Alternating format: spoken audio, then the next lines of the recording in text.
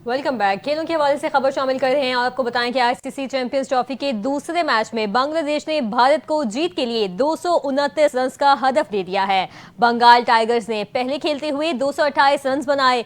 बांग्लादेश का आगाज निहायत मायूस कुन रहा। इब्तदाई 10 ओवर्स में 35 रन के नुकसान पर 5 विकेटें गंवा दी। ओपनर सोमिया सरकार और कप्तान नजमुल हसन शांतु बगैर कोई रन बनाए, जबकि मेहदी हसन 5 रन के मेहमान साबित हुए।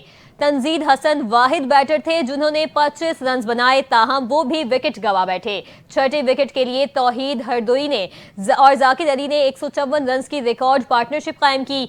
टीम ने पोजीशन मुस्तहकम भी की, ताहम जाकिर 68 रन के इनफरादी स्कोर पर आउट हुए। तौहीद ने 100 रन बनाकर आउट हुए। तस्कीन अहमद 3 रन के मेहमान साबित हुए। भारत की जानिब से मोहम्मद शामी ने 5, अक्षर पटेल ने 2, जबकि हर्षित राणा ने 3 खिलाड़ियों को पवेलियन की राह दिखाई।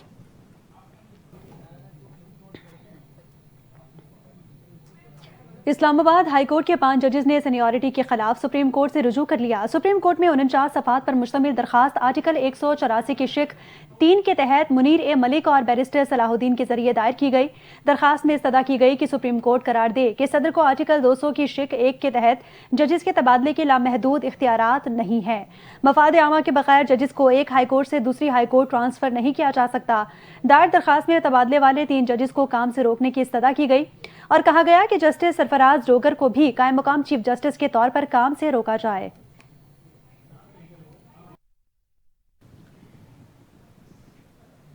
इसी हवाले से मजीद बात करें, आपको बताएं कि चैंपियंस ट्रॉफी में शिकस्त के बाद कौमी टीम को एक और बड़ा धचका। चैंपियंस ट्रॉफी के इब्तदाई मैच में फील्डिंग के दौरान इंजरी का शिकार होने वाले कौमी टीम के ओपनर फखर जमान टूर्नामेंट से बाहर हो गए हैं। पीसीबी के मुताबिक फखर जमान की इंजरी संजीदा नौयत की है।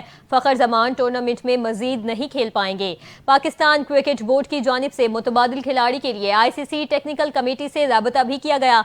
फखर जमान की जगह मुतबादिल ओपनर के तौर पर इमामुल हक को शामिल कर लिया गया है। आईसीसी इवेंट टेक्निकल कमेटी ने इमामुल हक की शमूलियत की इजाजत दे दी है। इमामुल हक को पहली दस्तयाब फ्लाइट से दुबई रवाना किया जाएगा।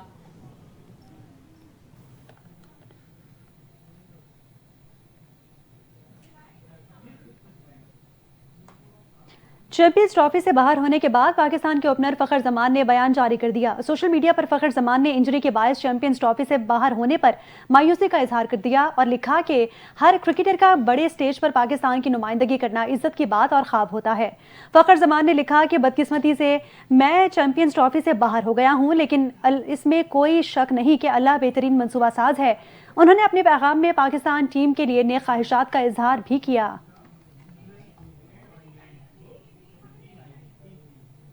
पाकिस्तान टीम चैंपियंस ट्रॉफी के दूसरे मैच के लिए दुबई पहुंच चुकी है। चेयरमैन पीसीबी मोहसिन नकवी और बोर्ड ऑफिशियल्स भी दुबई पहुंच चुके हैं।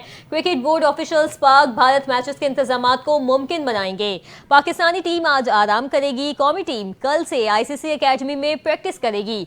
पाकिस्तान और भारत की टीमें चैंपियंस ट्रॉफी के अहम तरीन मैच में 23 फरवरी को आमने सामने होंगे।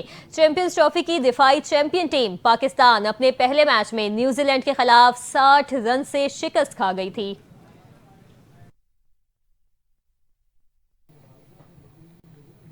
सिंध हुकूमत ने पाक भारत मैच के लिए कराची समेत मुख्तलिफ अजला में बड़ी स्क्रीन लगाने का फैसला किया है। सूबाई वजीर खेल मोहम्मद बख्श महर के मुताबिक 23 फरवरी को होने वाले पाक भारत मैच के लिए कराची, हैदराबाद और लाड़काना में स्क्रीन लगाई जाएंगी। कराची में साहिल समंदर पर पाक भारत मैच लाइव दिखाया जाएगा और सिंध यूथ क्लब गुलिस्तान जौहर में बड़ी स्क्रीन पर मैच लाइव देखा जा सकेगा।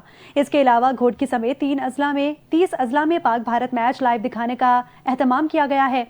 हैदराबाद नया stadium, Khairpur Mumtaz cricket ground और टंडो मोहम्मद खान में भी पाक भारत मैच लाइव दिखाया जाएगा। और अब खबर यह है कि पाक तुर्क ताल्लुकात हमेशा से ही बेहतरीन और बेमिसाल रहे।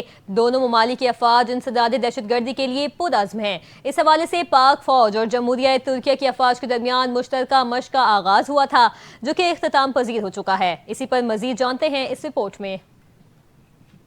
انسداد دہشت گردی کے لیے پرعزم پاکستان اور ترکی کی افواج کی مشترکہ مشقیں ختم ہو گئی ہیں۔ ISPR کے مطابق مشق کا مقصد مشترکہ تربیت کے ذریعے پیشہ ورانہ صلاحیتوں کو مزید نکھارنا اور دوستانہ ممالک کے درمیان تاریخی عسکری تعلقات کو مزید مضبوط بنانا تھا۔ مشق میں شریک فوجی دستوں نے اس مشترکہ تربیت سے بھرپور استفادہ حاصل کیا۔ دونوں ممالک کے درمیان یہ مشق 2 ہفتوں پر محیط تھی اور 10 فروری کو شروع ہوئی تھی، جس میں پاکستان آرمی کے اسپیشل سروسز گروپ کے 2 کمبیٹ ٹیموں اور جمہوریہ ترکیہ کی اسپیشل فورسز کی 36 اہلکاروں نے شرکت کی۔ تقریب کے مہمان خصوصی کمانڈر 11 کورٹ تھے، جبکہ جمہوریہ ترکیہ سے بریگیڈیئر جنرل احمد عاشق نے بھی تقریب میں شرکت کی تھی۔ پاک ترکیہ اتاترک 13 مشق کے دوران دونوں ممالک کے فوجی دستوں نے اعلیٰ پیشہ ورانہ مہارت کا مظاہرہ کیا۔ پاک فوج اور جمہوریہ ترکیہ کی افواج کے درمیان انسداد دہشت گردی کے شعبے میں مشترکہ مشق کی اختتامی تقریب چراٹ میں منعقد کی گئی۔ یہ مشق دونوں ممالک کے روابط کو مزید مضبوط کرنے کی کڑی ہے اور ظاہر کرتی ہے کہ پاک ترکیہ دوستی بہترین خطوط پر مستحکم ہے۔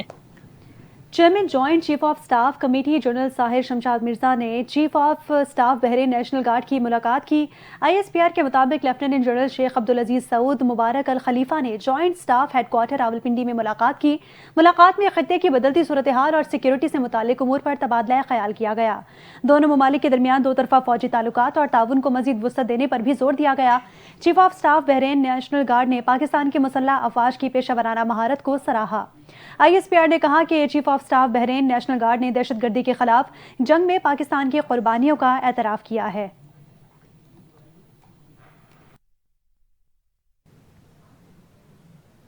اب بات کرتے ہیں نوجوان مصطفیٰ عامر قتل کیس کے حوالے سے۔ آپ کو بتائیں کہ گرفتار مرکزی ملزم ارمغان غازی نے دوران تفتیش سنسنی خیز انکشافات کر دیے ہیں۔ ارمغان غازی نے انکشاف کیا کہ اس نے 6 فروری کو شیراز اور مصطفیٰ کو اپنے بنگلے پر بلایا۔ مصطفیٰ کے بنگلے پر پہنچنے کے بعد اس پر تشدد کیا۔ مصطفیٰ پر تشدد کے دوران نشے کی حالت میں تھا۔ تفتیشی حکام کے مطابق ملزم ارمغان کی نشاندہی پر ڈیفنس خیابان مومن پر اس کے بنگلے پر کارروائی کی گئی۔ بنگلے کے گارڈ روم میں چھپایا گیا ڈنڈا بھی برآمد کر لیا گیا ہے۔ ملزم ارمغان کی نشاندہی پر پولیس نے اس کے بنگلے سے آلہ ضرب بھی برآمد کر لیا ہے۔ پولیس حکام کے مطابق ملزم ارمغان نے لوہے کی راڈ سے مصطفیٰ کو 2 گھنٹے تک تشدد کا نشانہ بنایا۔ ملزم نے بتایا کہ تشدد کے دوران مصطفیٰ کے سر اور گھٹنوں سے خون بہنا شروع ہو گیا تھا۔ تفتیشی حکام کا کہنا ہے کہ ملزم نے یہ بھی انکشاف کیا کہ مصطفیٰ کا خون بہنے پر مجھے شیراز نے روکا۔ شیراز کی مدد سے مصطفیٰ کو اسی کی گاڑی میں ڈال کر ہب لے گئے۔ ہب لے جا کر گاڑی کی ڈگی کھولی تو مصطفیٰ زندہ تھا۔ ڈگی اور گاڑی کے شیشے کھولنے کے بعد اس پر پیٹرول چھڑکا۔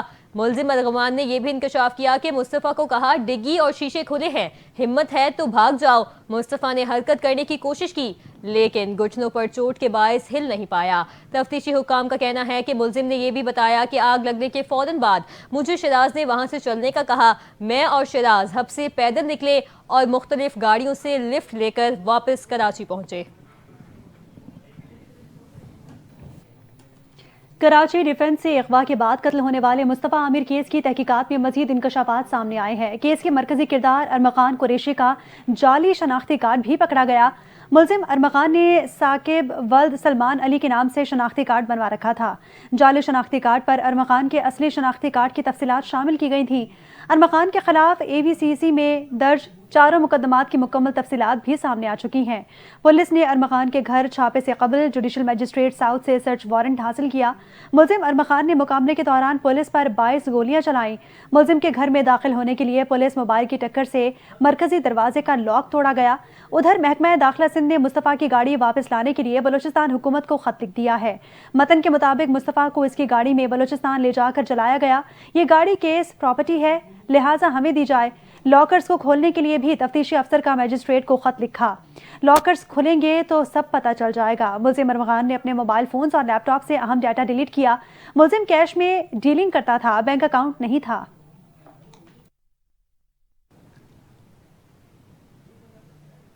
یہاں آپ کو بتائیں کہ وزیر اعظم شہباز شریف نے رمضان پیکج سے متعلق وزارت IT کو احکامات جاری کر دیے ہیں۔ ذرائع کے مطابق وزیر اعظم رمضان ریلیف پیکج کے لیے شارٹ کوڈ 9999 استعمال کیا جائے گا۔ وزارت IT شارٹ کوڈ کو رمضان پیکج کے پیغامات کی تصدیق کے لیے یقینی بنائے گی۔ وزارت IT کو موبائل نمبرز کے ساتھ شناختی کارڈ کو میچ کرنے کا ٹاسک بھی دے دیا گیا۔ رمضان ریلیف پیکج کے لیے NTC میں کنٹرول روم قائم کیا جائے گا۔ ذرائع کا کہنا ہے کہ وزیر اعظم رمضان ریلیف پیکج کے تحت 39 لاکھ خاندانوں کو نقد رقم دینے کی تجویز دیں گے۔ پیکج کے تحت فی مستحق خاندان کے لیے ایک بار 5,000 روپے کی کیش مالی امداد کی تجویز ہے۔ وزیر اعظم رمضان ریلیف پیکج کے بجٹ کا تخمینہ 20 ارب 50 کروڑ روپے لگایا گیا ہے۔ اس بار وزیر اعظم ریلیف پیکج یوٹیلیٹی اسٹورز کے ذریعے فراہم نہیں کیا جائے گا۔ سپریم کورٹ کے جسٹس جمال خان مندوخیل نے کہا کہ آئین کے تحت آرمڈ فورسز ایگزیکٹو کے ماتحت ہیں۔ کیا ایگزیکٹو کے ماتحت فورسز عدالتی اختیار استعمال کر سکتی ہیں؟ سپریم کورٹ آئینی بینچ میں فوجی عدالتوں میں سویلینز کے ٹرائل کے خلاف انٹرا کورٹ اپیلوں پر سماعت ہوئی۔ جسٹس امین الدین کی سربراہی میں 7 رکنی بینچ نے سماعت کی۔ وکیل عزیز بھنڈاری نے کہا کہ عام ترامیم بنیادی حقوق متاثر نہیں کر سکتی، دیکھنا یہ ہے کہ آئین کس چیز کی اجازت دیتا ہے۔ ملزم کے اعتراف کے لیے سبجیکٹ کا ہونا ضروری ہے۔ جسٹس امین الدین نے کہا کہ شک سی کے مطابق جو ملازمین آتے ہیں وہ حلف نہیں لیتے۔ وکیل عزیز بھنڈاری نے کہا کہ شک سی والوں کا کورٹ مارشل نہیں کر سکتے، کورٹ مارشل آفیسرز کا ہوتا ہے۔ جسٹس امین الدین نے کہا کہ جرم کی نوعیت آرمڈ فورسز ممبرز بتائیں گے۔ وکیل عزیز بھنڈاری نے کہا کہ جرم کی نوعیت سے بنیادی حقوق ختم نہیں ہوتے، آئین بننے سے پہلے کے قوانین کا بھی عدالت جائزہ لے سکتی ہے۔